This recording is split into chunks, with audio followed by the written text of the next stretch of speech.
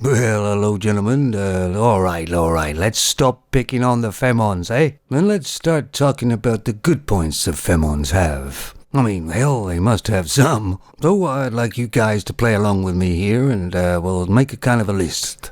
I mean, are you guys ready? You got your beer and everything? Okay, let's begin. All right, let's start with the obvious one. Femons make good mothers.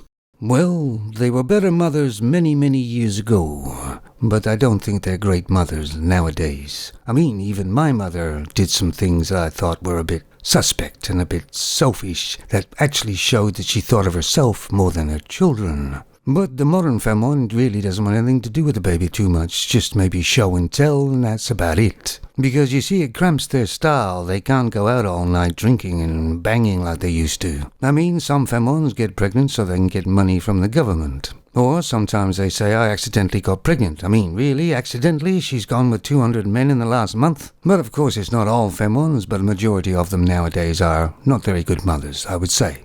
Femons are very good at cooking. Are you kidding me or what? Many years ago, there was a lot of cooking done by Femons, apple pies, things like that, and it was because that was a way to the man's heart. Let's face it, a man works really hard and burns a lot of calories. And cooking a good meal for the man made him very happy and stay and do a lot of things for the Femon. So they become good cooks because it was advantageous for them. But nowadays there's no need for that, and most of the cooks now are all the men in the household.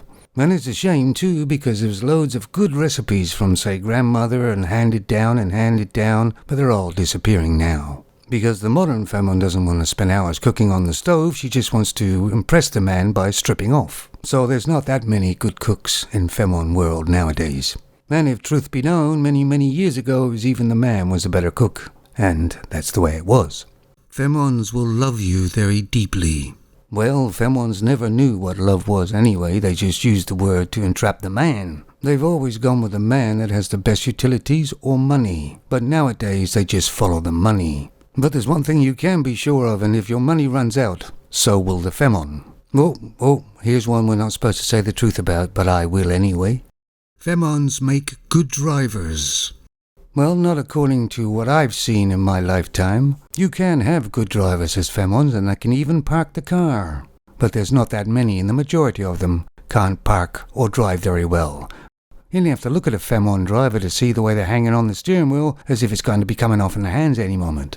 I mean, do they look relaxed driving? Of course they don't, and a relaxed driver is probably very good, but an unrelaxed driver could be a danger. They indicate left and turn right. They hesitate at roundabouts. They're disastrous in the wheel. Femons wear very well. I don't think so, no. They're great when they're very young, until about a certain age, about 30 or maybe just over it. Sometimes it's a bit more. And then they fall apart. They do try propping it up with makeup and getting Botox injections and operations, but it never really works.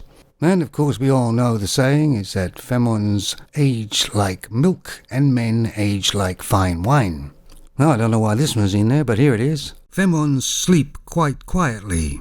Now thinking back, I think you're quite right. There are some snorers, of course, but generally that's men, and women tend not to snore so much. So it's surprising to me, but I'm going to give them a good mark on this one. Now, this is just my experience, of course. I don't know what the bigger Femons are like. Maybe they do snore a lot as well. I don't know. And here's the last one, and the major one, of course. Femons make good wives. Well, that may have been true many years ago, way before I was even born. And I'm 685. Now, there are those rare occasions where Femons do make good wives, but very rare. And it's getting rarer, of course. When taking a look at this list and what the answers really are, I don't see why any man would marry a Femon in today's world.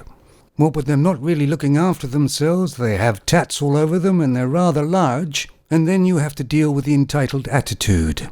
So I guess this survey of mine didn't actually turn out too well for them. Maybe I am a bit biased after all. Take it easy, guys.